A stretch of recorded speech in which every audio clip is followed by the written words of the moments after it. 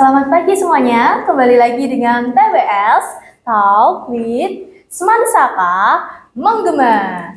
Nah teman-teman, pada kesempatan kali ini kita kedatangan tamu yang spesial nih, yaitu Ibu Tri Agni Sri Minaningsih SPD MM selaku Kepala Sekolah di SMA Negeri 1 Karangrayu.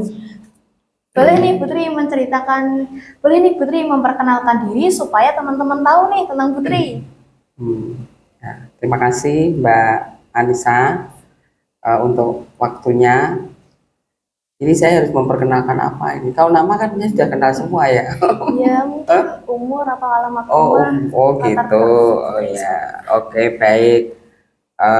Saya nama Tri Agni Sri Minaningsih. Saya saat ini berusia 60 kurang sedikit. Kalau secara resmi 60 kurang 3 bulan. Tapi kalau di SK itu karena Maret ya berarti 60 kan itu. Putri saat ini tinggal di Purwodadi, Wijaya Kusuma 2 dekat LP. Tahu ya LP? Nah, depan Luwes itu.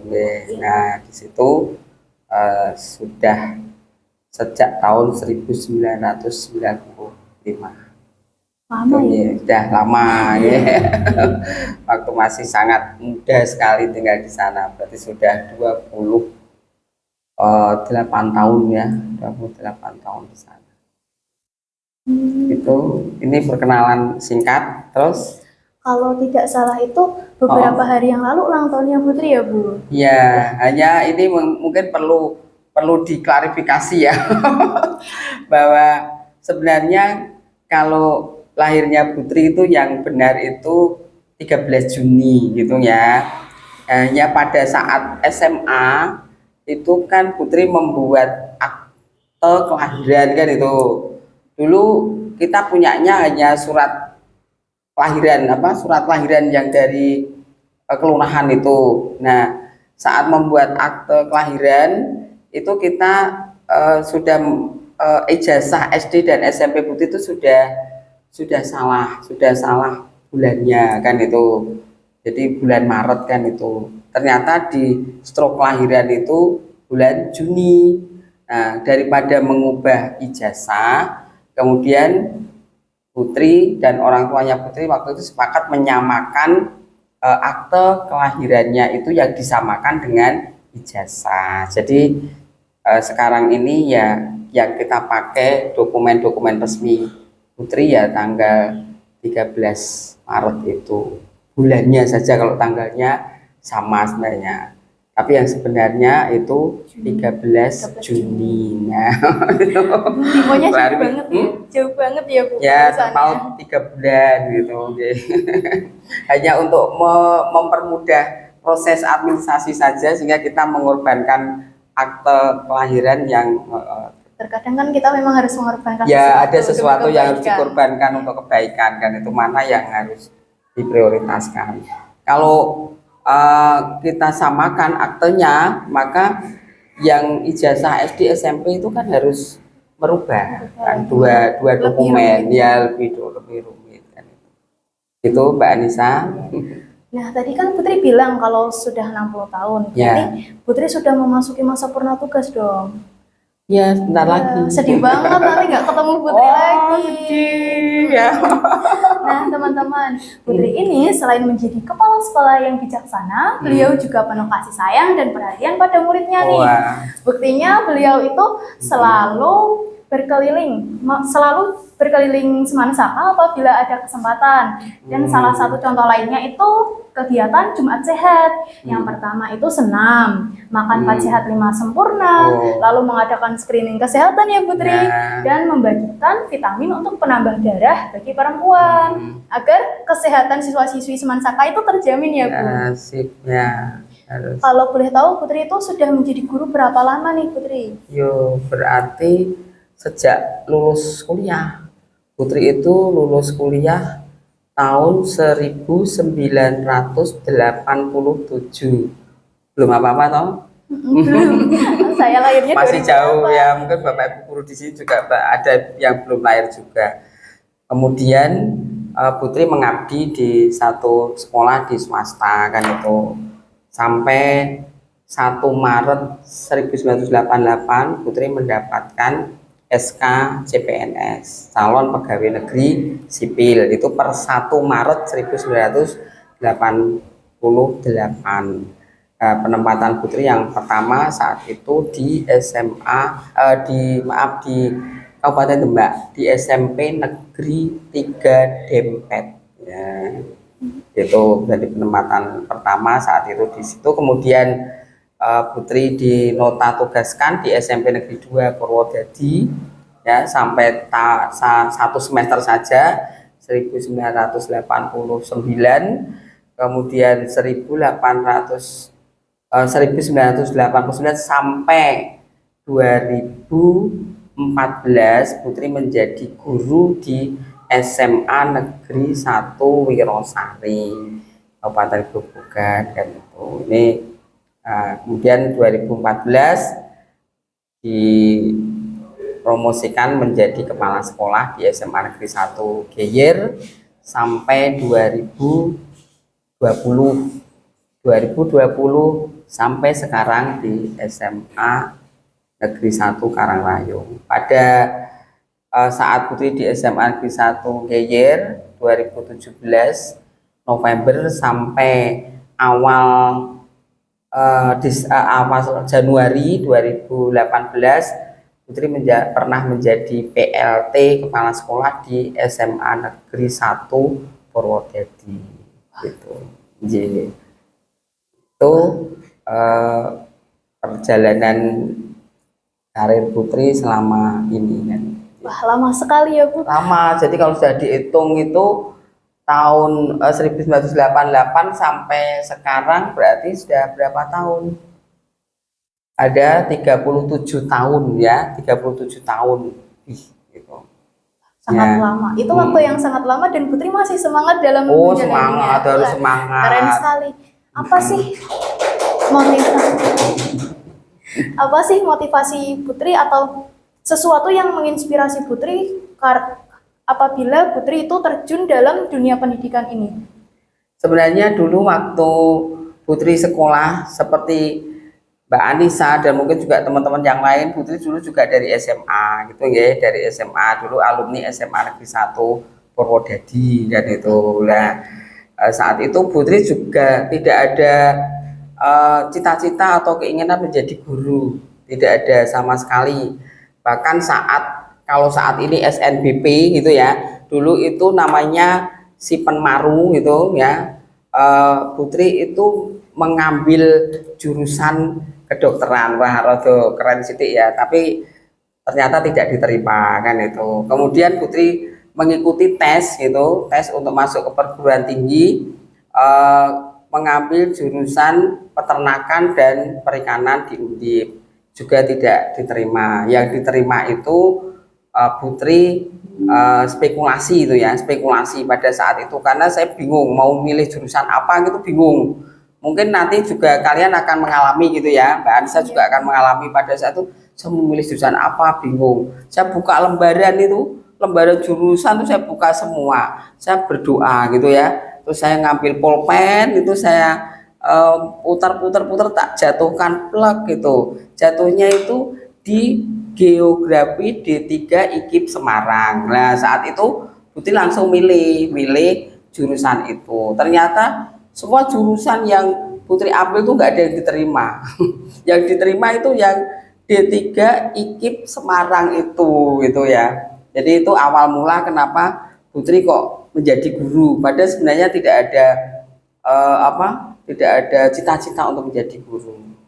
Akhirnya ya Putri jalani gitu ya, jalani tapi dengan penuh keterpaksaan sebenarnya, karena masih punya ideal nanti saya harus belajar lagi, besok tahun depan saya harus mendaftar lagi, masih pengen yang tidak jadi guru itu kan. Tetapi lama-lama itu saya pikir gitu ya, 1 tahun kok nilainya Putri agak turun gitu ya, karena tidak semangat belajar. Kemudian saya putuskan untuk tetap menjadi kuliah di D3 IKIP Semarang jurusan geografi itu, dan sampai lulus Putri itu ranking 3 kan itu. Ya termasuk 10 besar karena semangat itu tadi. Jadi awalnya ya memang tidak semangat, yaitu tadi karena kalau orang Jawa mengatakan Witing Tresno Jalaran Soko Kulino. Ya, jadi saya membiasakan diri belajar di geografi dan akhirnya bisa meraih apa yang menjadi harapan Putri saat itu, masuk 10 besar. Dan saat itu 10 besar itu bisa langsung mendapatkan SK CPNS. Nah itu jadi dia tidak melalui tes ya. Untuk menjadi pegawai negeri sipil itu tidak melalui tes, langsung mendapatkan SK CPNS. Maka lulus 87, lulus Maret itu sudah mendapatkan SK CPNS itu. Putri itu pantang menyerah sekali Oh, ya. pantang menyerah. Terus ya itu waktu itu D3. Terus Putri menjadi guru, akhirnya Putri kuliah S1 dan melanjutkan lagi sampai kuliah S2 sekarang ini. Berarti pelajaran yang bisa ditarik itu kita bisa atau enggak terhadap sesuatu hal itu tergantung sama niat kita ya, Iya, Putri. betul. Kadang kita semua pasti punya ideal. Ya, saya juga pernah mengalami SMA seperti Mbak Anissa, yang mungkin juga teman-teman yang lain itu ya, pasti punya ideal. Wah, saya harus ini gitu ya. Tapi kadang apa yang kita inginkan itu tidak tercapai. Tapi pasti Tuhan itu sudah punya rencana yang terbaik untuk kita. Lah itu sudah dibulak-balik akhirnya oh memang rencana Tuhan untuk saya itu saya harus menjadi guru kan itu makanya terus saya bisa menerima. Kalau enggak nanti bisa ini ya toh ya kalau bahasa sekarang ya stres gitu ya, karena apa yang menjadi harapan kita itu tidak terlaksana kan, tidak sesuai kan itu ya, itu Mbak. Nah, setelah Putri masuk ke dalam dunia pendidikan ini, bagaimana sih pendapat Putri dari Putri awal karir menjadi guru sampai saat ini? Pandangan Putri terhadap dunia pendidikan itu bagaimana? Yang jelas di dunia pendidikan ini menurut Putri ya sangat vital sekali, karena dunia pendidikan ini akan membentuk generasi ya, generasi muda, generasi bangsa Indonesia yang nanti akan meneruskan perjuangan bangsa Indonesia. Jadi dari 37 tahun ini Putri menjadi guru, ini buktinya kan sudah banyak murid-muridnya Putri ya yang sudah melebihi Putri ya toh, ono sing jadi jenderal ada ya toh, udah ada yang jadi dokter, ada yang jadi polisi, ada yang jadi guru, ada yang jadi dosen, dan banyak. Jadi melalui pendidikan itu kita bisa mencetak ya toh, mencetak berbagai jenis karir yang ada di Indonesia itu untuk mengembangkan Indonesia kan itu. Maka menurut saya ya melalui dunia pendidikan inilah kalau kita ingin membangun generasi muda bangsa Indonesia, sehingga apa yang menjadi harapan bangsa Indonesia itu bisa tercapai. Maka pendidikan itu adalah kunci utama menuju Indonesia yang lebih baik dan lebih maju. Saat Putri menjadi kepala sekolah kan sudah pastinya nih ketemu banyak siswa-siswi, ada yang seperti ini, ada yang seperti itu. Nah, kira-kira siapa sih siswa-siswi yang menonjol di matanya Putri yang menjadi sosok yang menginspirasi Putri? Ya, kalau siapa itu sulit menyebut ya. Ini saat menjadi guru atau kepala sekolah? Ya, dua-duanya juga boleh. Ya, saat menjadi guru itu ya banyak sekali sebenarnya anak-anak yang terkesan gitu ya, mempunyai kesan yang mendalam di hati Putri, terutama dalam prestasi yang mereka raih ya. Jadi untuk meraih suatu kesuksesan itu ternyata tidak harus anaknya orang kaya kan itu. Banyak juga ada, dulu waktu saya Putri itu menjadi guru, Putri itu pernah menjadi pembimbing OSN kan itu nggih. Pembimbing OSN. Mapelnya itu astronomi. Nah, saat membimbing itu muridnya Putri itu bisa masuk sampai ke tingkat nasional gitu ya, tingkat nasional itu sampai ke Makassar waktu itu. Saat itu muridnya Putri itu tidak punya apa-apa secara materi, tidak punya. Dia itu miskin ya, kalau kita katakan miskin, tidak punya apa-apa. Tetapi dia punya semangat untuk belajar sehingga bisa meraih apa yang menjadi harapannya itu. Jadi orang tidak punya, orang miskin itu bukan berarti tidak bisa meraih apa yang dia harapkan. Terus setelah lulus SMA dia bisa diterima di STAN ya, kemudian saat ini sudah menjadi orang besar kan, itu artinya orang yang lebih meningkatlah kehidupannya daripada saat beli anak itu saat berada bersama dengan orang tuanya dan bisa mengangkat harkat orang tua. Jadi siswa-siswa yang seperti inilah yang mempunyai ya kesan yang mendalam dan juga menginspirasi. Saat itu kan Putri anaknya masih kecil gitu ya, mungkin juga menginginkan wah anakku sok yo nek iso pinter kan itu ya.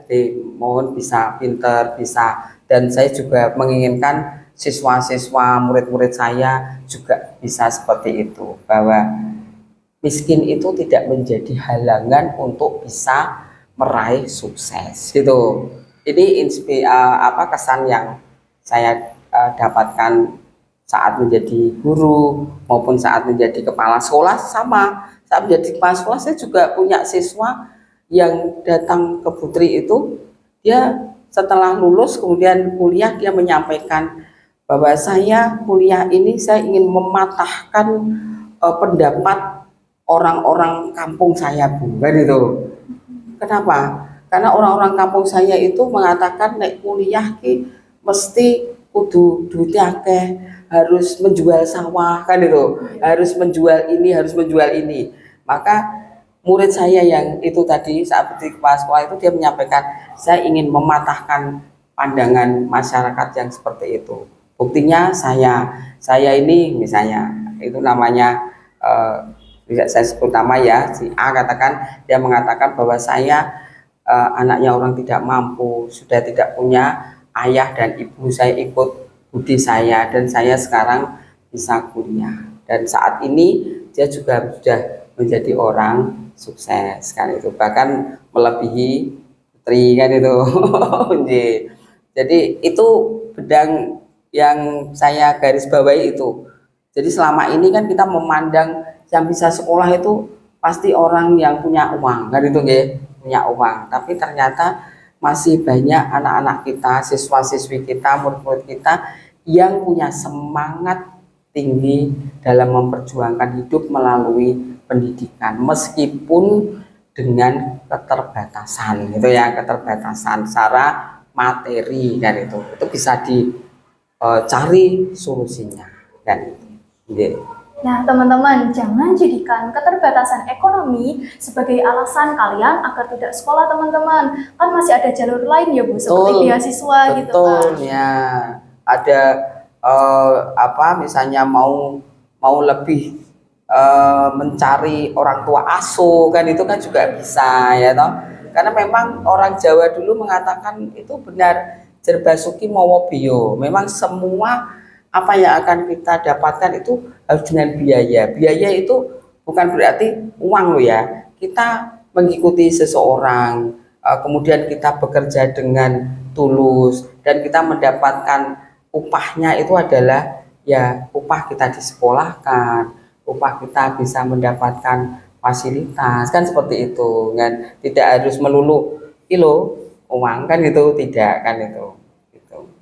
Yeah. Tadi kan Putri bilang sudah terjun dalam dunia pendidikan sekitar 30 tahun ya, Bu? 27 tahun lebih bahkan. Oh iya, maaf lupa. Soalnya grogi nih bicara sama Putri. Waduh, jangan grogi, Mbak. Iya. Pasti Putri kan mengalami nih banyak pengalaman, ada yang mengesankan, ada juga yang pahit. Boleh nih Putri bercerita, siapa tahu pengalaman mengesankannya Putri ini bisa menjadi sebuah motivasi atau teman-teman yang menonton ini pada tertarik lalu ingin terjun ke dunia pendidikan menjadi guru mungkin atau kepala sekolah seperti Putri? Nggih. Terima kasih. Pasti ada ya pengalaman selama Putri bekerja baik menjadi guru maupun dipercaya menjadi kepala sekolah, karena kepala sekolah itu juga guru gitu ya. Tapi guru yang diberi kepercayaan untuk menjadi kepala sekolah gitu. Tapi bukan berarti tidak ada kendala, tidak ada masalah ya, pasti ada kan itu. Ada sesuatu yang membuat kita bangga, seneng kan itu ya. Ada kadang juga pengalaman-pengalaman yang membuat kita merasa kecewa kan itu. Jadi menjadi guru ataupun menjadi kepala sekolah itu banyak hal yang Putri alami, baik yang berkesan tadi apa mengesankan, membahagiakan ya, ataupun yang mengecewakan kan itu. Ya kita bahagia itu ya kalau kita bisa bertemu dengan para murid gitu ya, bisa bertemu dengan para guru, warga sekolah, itu bahagia ya, kita punya kesan yang mendalam karena tidak semua pekerjaan itu bisa setiap hari bertemu dengan orang-orang kan itu. Ada yang kita bekerja itu hanya ketemu dengan kertas saja, tapi menjadi guru ataupun kepala sekolah itu kita bisa setiap hari itu bertemu dengan seseorang ya toh, entah itu murid, entah itu guru, entah itu orang tua murid kan itu. Ini pengalaman yang luar biasa, mungkin juga yang tidak dialami oleh yang lain ya, karena memang menjadi guru itu yang menurut saya yang paling berkesan itu ya kita mempunyai siswa kan itu. Siswa itu bisa kita jadikan teman, bisa kita jadikan juga anak kan itu ya, kadang juga jadi sahabat itu, apalagi siswa-siswi SMA gitu. Maka dulu Putri itu memang di awal saya hanya tertarik mengajar SMA. Mohon maaf ya, mohon maaf dulu waktu penempatan di SMP itu Putri agak sedih juga. Waduh, SMP itu anaknya masih agak kecil-kecil gitu ya. Saya sudah terbiasa mengajar di SMA, maka ada kesempatan untuk alih tugas di SMA itu Putri gunakan betul, dan Putri bisa menjadi guru SMA kembali kan itu. Yeah. Kalau yang pahit itu ya nek ono sing muridé agak kurang bisa diajak komunikasi dengan baik itu menurut saya sangat menyedihkan itu ya. Jadi kita itu tujuan utamanya kan mendidik, membimbing supaya anak itu menjadi lebih baik. Tetapi jika ada siswa yang memiliki etika kurang baik, itu yang paling menyedihkan. Jadi dulu pernah ada pengalaman saat menjadi guru itu, ada siswa yang dinyatakan tidak naik itu ya. Karena kenapa tidak naik? Karena saat itu memang ya banyak faktor yang menyebabkan tidak naik. Tetapi ada siswa yang merasa bahwa tidak naiknya itu karena ada guru yang memberikan nilai yang kurang baik, dan dia marah besar dan mengancam guru. Ini memprihatinkan ya, memprihatinkan. Jadi seperti itu. Ini pengalaman pahit juga yang pernah Putri alami saat menjadi guru gitu. Jadi menemui siswa yang ya notabene itu tidak menerima keputusan yang sebenarnya waktu itu ya, itu memang benar-benar dia itu memang layak untuk tidak dinaikkan karena sesuatu hal yang tidak layak dia dilakukan kan. Itu pengalaman pahit yang pernah saya alami selama menjadi guru. Jadi kalau ada melihat siswa yang memiliki etika yang kurang baik ya, itu terhadap guru, terhadap teman-temannya, itu sangat memprihatinkan.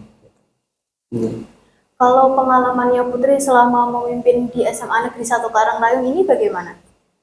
Ya, awal saya masuk di SMA Negeri 1 Karangrayung itu ya persisnya ya bulannya Maret 2020. Jadi ini sudah tahun yang kelima ya, persis 5 tahun saya di sini. Jadi di awal itu Putri juga pasti sesuatu yang awal itu pasti membutuhkan energi untuk apakah saya bisa menyesuaikan di sini, dan pertanyaan-pertanyaan apakah saya nanti bisa bergabung dengan teman-teman di sini, kan itu pasti ada.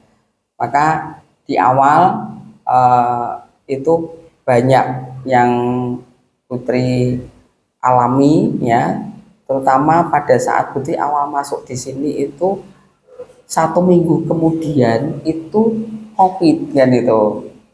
Nah, jadi 1 minggu kemudian itu COVID. Jadi pada saat harusnya Putri itu mengenal banyak lingkungan, mengenal teman-teman kan itu ya, mengenal Bapak Ibu guru, mengenal para siswa, tapi ternyata semua harus pakai masker, jadi menjadi tidak banyak mengenal kan itu. Nah, itu sampai hampir 2 tahun kan itu.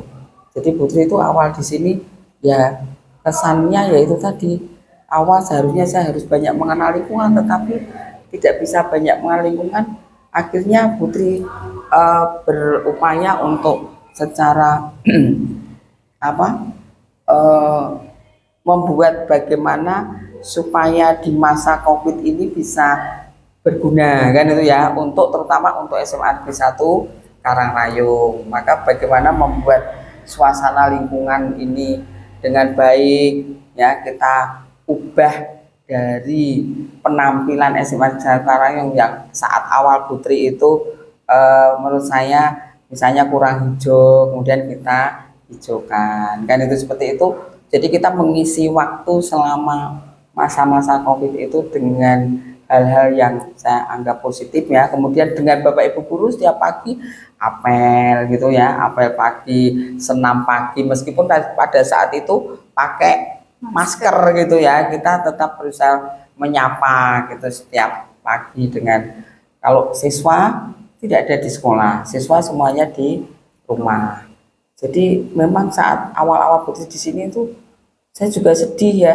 Ini saya awal di sini harusnya saya harus mengenal lingkungan, harus mengenal guru, mengenal siswa, tapi saya tidak bisa mengenal itu karena masa COVID-nya itu hadir pada saat itu. COVID itu sangat meresahkan ya, Bu, meresahkan sekali. Jadi awal menandatangani ijazah siswa itu saya tidak mengenal siswanya kan, hanya tahu namanya kan ya, mungkin lihat hanya di foto atau pada saat Zoom itu, tapi kan tidak bisa mengenal banyak gitu ya.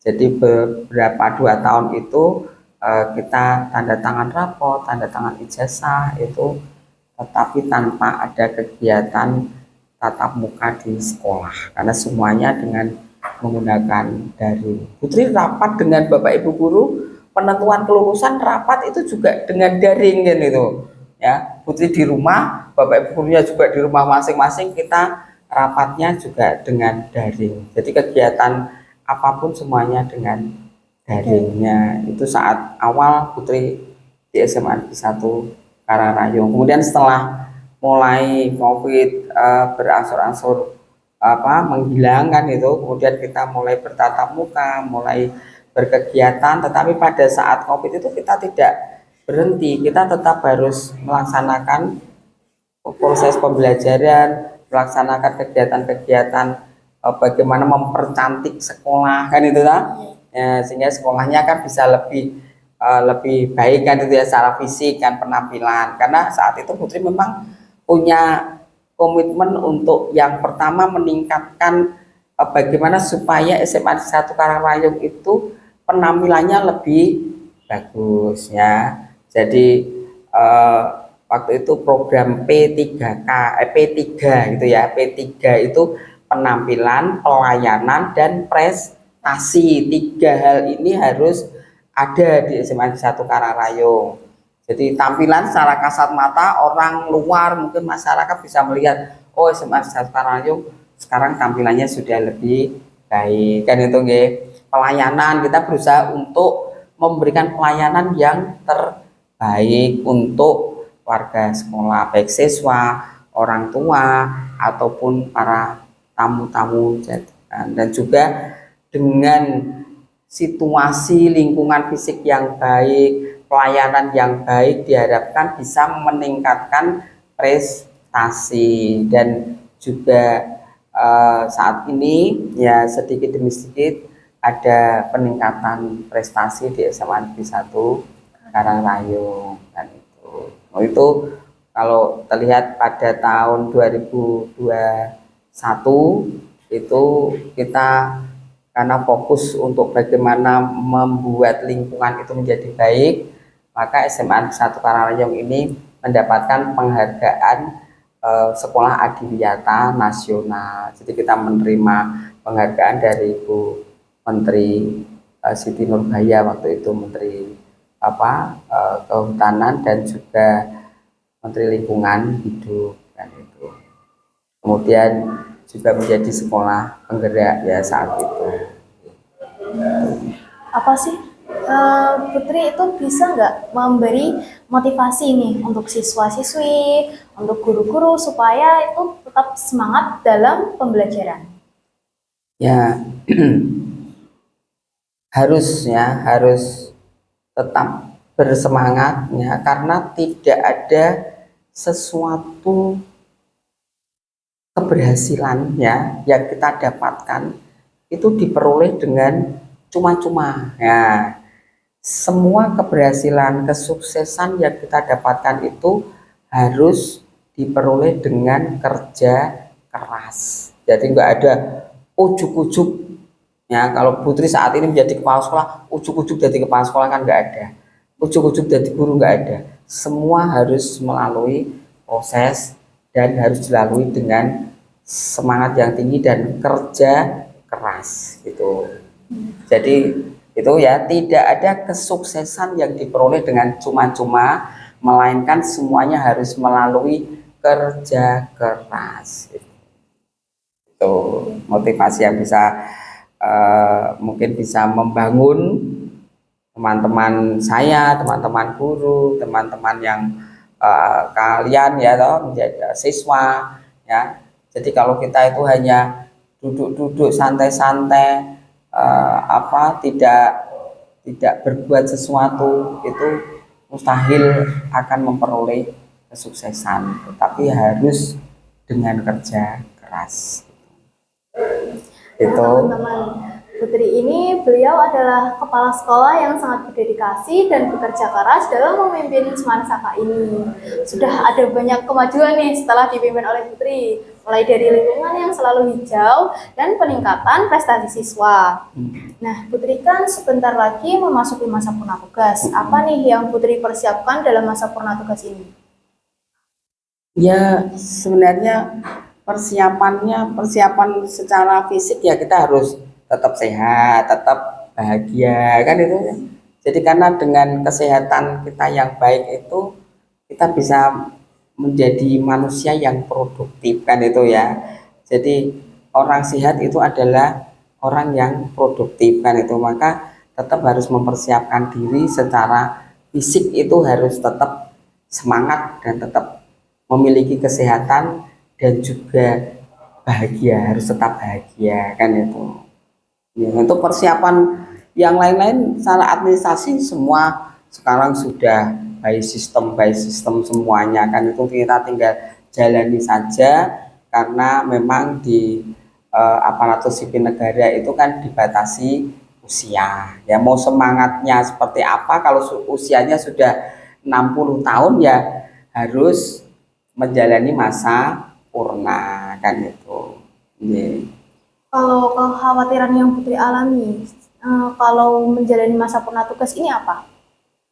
Ya, kekhawatirannya yang pertama mungkin, wah nanti teman-teman saya itu masih mau menyapa saya apa enggak ya.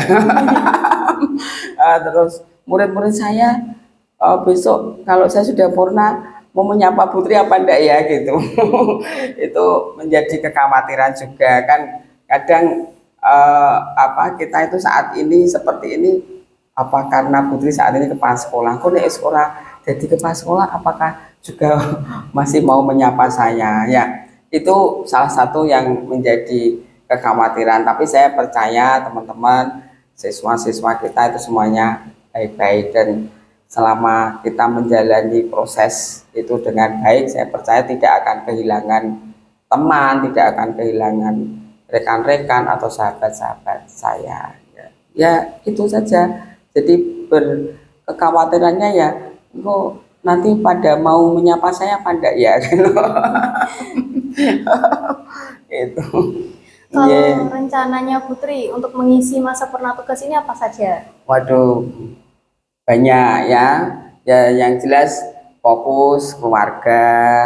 Juga Putri kan juga mengikuti beberapa organisasi-organisasi di luar, kan itu kita tetap harus eksis ya di kegiatan-kegiatan di luar, dan tetap harus menjadi pemerhati pendidikan, kan itu. Paling tidak kita itu purna ya tidak berhenti saja, tetapi tetap menjalani tugas, hanya tugasnya itu beda, kan itu ya, bisa di tempat yang berbeda ya, di tempat lain yang berbeda, kan. Jadi banyak kesibukan-kesibukan, tugas-tugas yang menanti di luar sana. Ya. Yang pastinya sering kumpul dong sama keluarga ya. Oh ya, pasti. Yeah. Putri kan sudah lama menjadi guru dan sekarang sudah mau melalui masa purna tugas. Pasti Putri banyak pengalaman dong. Boleh nih Putri memberikan tips-tips kepada guru yang mungkin sebentar lagi akan memasuki masa purna tugas. Ya, tips-tipsnya yang penting jalani proses ini dengan baik, kan itu aja. Kita tidak usah memikirkan, wah saya mau purna ya, saya kalau mau purna saya harus begini, tidak usah. Proses jalani saja, kan itu ya, jalani saja. Kalau kita itu saat menjadi guru itu memang sudah memiliki loyalitas yang tinggi, memiliki dedikasi yang tinggi, itu tidak menjadi kendala saat purna tugas. Maka ya persiapkan diri, itu yang perlu disiapkan ya harus sehat itu tadi ya. Harus sehat, yang jelas harus sehat gitu ya, karena dengan kesehatan itu kita bisa melakukan aktivitas apapun di luar sana, kan itu. Jadi orang sehat itu kunci utama untuk bisa melanjutkan kehidupan, kan itu oke. Jadi maka ya tipsnya yaitu tadi bersyukur gitu ya, karena kita sudah diberi kesempatan untuk mengabdikan diri ya di dunia pendidikan selama sekian puluh tahun, kan itu bersyukur gitu ya. Itu tips yang pertama, itu harus disyukuri ya. Banyak teman-teman yang menginginkan seperti kita ya, tetapi kita harus tetap bersyukur dan siap untuk menghadapi masa purna tugas itu dengan penuh kebahagiaan, dan juga menyiapkan diri dengan secara fisik itu kesehatan, kan itu Mbak. Wah, udah nggak terasa ya Bu, udah beberapa menit. Nah, sebelum mengakhiri video ini, Putri boleh dong memberikan harapan tentang generasi selanjutnya dan motivasi nih supaya generasi selanjutnya itu lebih semangat dalam menjalankan pendidikan. Iya, terima kasih. Dalam menjalankan pendidikan ya, mohon ini untuk generasi-generasi saya yang selanjutnya ya, generasi muda, terutama Bapak Ibu guru yang masih muda ataupun calon-calon guru ya, mari kita menjalankan tugas itu dengan baik, dengan dedikasi tinggi, memiliki loyalitas yang tinggi terhadap pendidikan, juga mengelola siswa itu dengan baik, mengelola murid itu dengan baik, kan itu. Karena murid itu adalah aset kita, dan itu aset bangsa Indonesia yang harus dikelola supaya murid itu kelak menjadi generasi-generasi yang diharapkan oleh bangsa Indonesia, menjadi generasi emas bangsa Indonesia. Jadi jalani saat menjadi guru itu ya, jalankan tugas kita itu dengan penuh ya, penuh tulus hati, penuh semangat, tidak ada keterpaksaan kan itu, loyalitas yang tinggi kan itu ya. Dengan loyalitas yang tinggi itu ya paling tidak kita akan membangun satu generasi, yaitu generasi muda bangsa Indonesia. Ya, Gitu. karena kunci keberhasilan bangsa Indonesia selanjutnya kan terletak pada Ada generasi. generasi ya betul. Nggih. Jadi maka nanti mungkin Mbak Anissa besok pengen jadi guru apa enggak? Saya pengen masuk ke bidang kesehatan. Oh, pengen masuk di bidang kesehatan, tidak Soalnya masalah. kalau Ya. ngerasa masuk bidang pendidikan kayaknya saya kurang cocok, apalagi jadi guru, soalnya saya nggak sabar. Oh, gitu ya. Maka dimanapun menjadi apapun, yang penting kita bisa bermanfaat bagi orang lain dan bagi masyarakat sekitar, tidak masalah. Kan? Oke, jadi seperti itu ya teman-teman. Terima kasih sudah mau menyaksikan episode kali ini bersama tamu yang spesial, yaitu Ibu Tri Agni Sri Minaningsih SPDMM, selaku Kepala Sekolah di SMA Negeri 1 Karanglayung. Mohon maaf bila saya melakukan kesalahan dalam pengucapan. TWS, talk, seperti ini Bu, talk, with, Semansaka, Semansaka, menggema, menggema, Semansaka, bersinar. bersinar.